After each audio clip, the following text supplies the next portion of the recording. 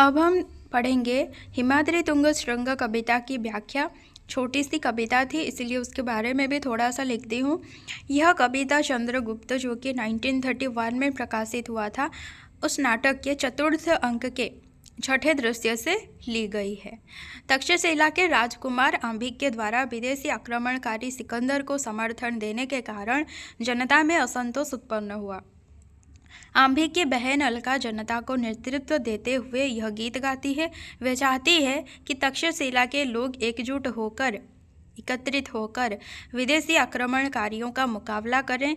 इसके लिए वह अपने भाई की अवसरवादी राजनीति का विरोध करती है और जनता को आह्वान करती है कि विदेशी आक्रमण का मुकाबला करके अपने गौरव को बढ़ाएं। हिमाद्री तुंग श्रृंग से प्रबुद्ध शुद्ध भारती, स्वयं प्रभा समुज्ज्वला स्वतंत्रता पुकारती। अमर्त्य वीर पुत्र हो, दृढ़ प्रतिज्ञ सोच लो, प्रशस्त पुण्य पंथ है, बढ़े चलो बढ़े चलो। अलका तक्षशिला के नागरिकों को संबोधित करते हुए कहती है कि हिमालय की ऊंची चोटियों से, ऊंचे शिखर से मानो स्वतंत्रता की पुकार आ रही है। ऐसा लगता है मानो अपनी ही प्रभा से उज्ज्वल विद्या की अधिष्ठात्री देवी सरस्वती स्वतंत्रता की पुकार लगा रही हैं।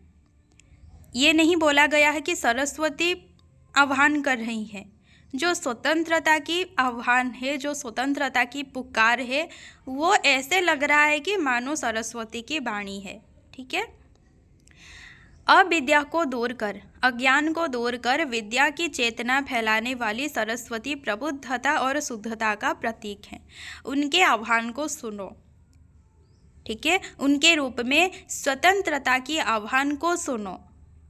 सरस्वती की वाणी की तरह जिसकी वाणी है उसको सुनो। वे तुमसे कुछ कह रही हैं।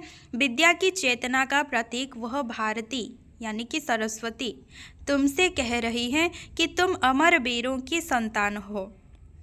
भारती का अगर पर्यायवाची देखेंगे तो आपको सरस्वती मिल जाएगा। ठीक है। तुम अमर वीरों की संतान हो। स्वतंत्रता जो है पुकार कर क्या बोल रही है कि तुम अमर वीरों की संतान हो और स्वयं भी अमरत्व के गुणों से विभूषित हो। देश की रक्षा के लिए दृढ़तापूर्वक प्रतिज्ञा लेने के बारे में सोच लो। यह पुण्य का रास्ता है और पुण्य का रास्ता हमेशा विस्तृत होता है, इसीलिए इस रास्ते पर तुम बढ़ते चलो। असंख्य कीर्ति रश्मियाँ विकीर्ण दिव्य दाहसी, सपूत मातृभूमि के रुको नो सूर साहसी। अराती सैन्य सिंधु में सुवाड़ बाग्नि से जलो, प्रवीर हो जई बनो, बढ़े चलो बढ़े चलो। तुम्हारे पूर्वजों के अनंत यश हैं।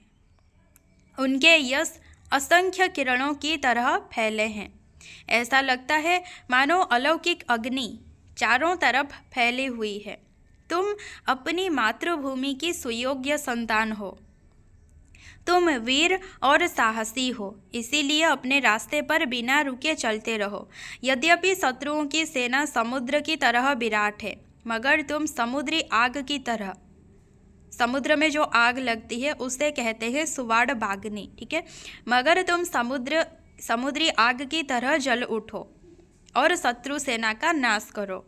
तुम श्रेष्ठ वीर हो, विजयी बनो, अपने रास्ते पर बढ़ते चलो। अलका चाहती है कि उसकी तक्षशिला के नागरिक अपने राजा की गलत राजनीति में साथ ना दें।